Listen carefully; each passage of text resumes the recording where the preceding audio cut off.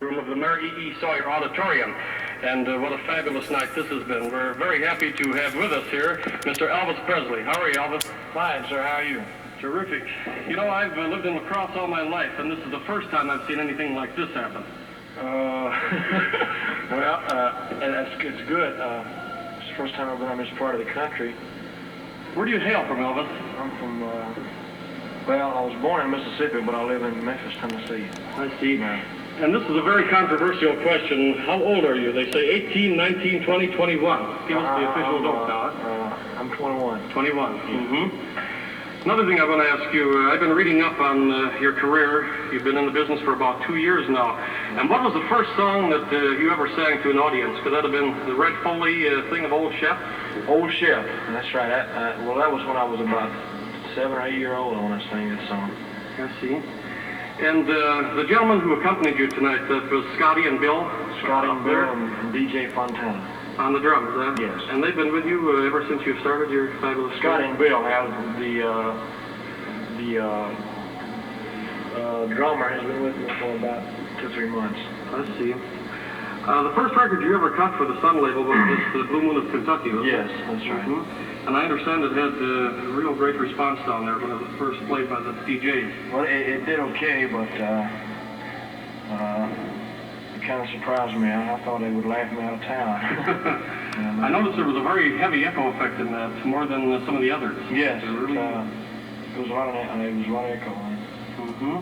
The people around town here thought that the first recording you ever made was I Forgot to Remember to Forgive, because that was the first one. Well, that was the fifth one.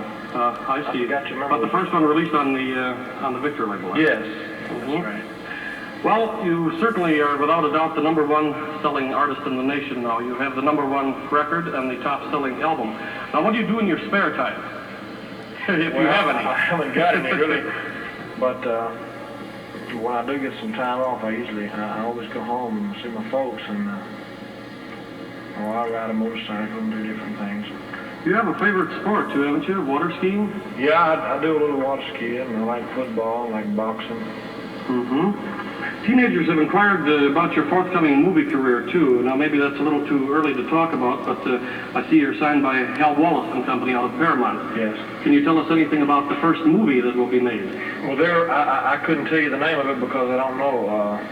They're writing me a play. I was offered a part in The Rainmaker. I see. Quite a dramatic fit, isn't it? Well, it was, but it wasn't the character in it. I didn't feel I could do it the way that it should be done. I see. Well, you're certainly in the position to pick the role that you want right now, I'll say that. Where do you go from here, Elvis? I play Memphis tomorrow night, which is Tuesday night. Boy, that's a lot of traveling there. About 700 miles or so. You're going to 795. I'm going to fly. Mm-hmm. Well, let's see. The fans have asked me so many questions here. Do you have any particular experience that sticks in your mind, something that has happened during your 2-year career? Anything that you'd like to tell us about? Well, there's so many things that have happened that I can't think of any particular. How about the Las Vegas incident? You were down there just about 2 weeks ago. Yes. A completely different type of audience, I understand. Well, it was strictly an adult audience and mostly elderly people. Mm-hmm. Did it take a little while to warm them up to your style of singing, or? It took, the first night, especially, I was absolutely scared still. Mm-hmm. But from reading some of the reviews, I understand they responded quite well, though. Well, afterwards, I got a little more relaxed, and I did. I worked a little harder, and I finally got them on my side a little bit. Mm-hmm.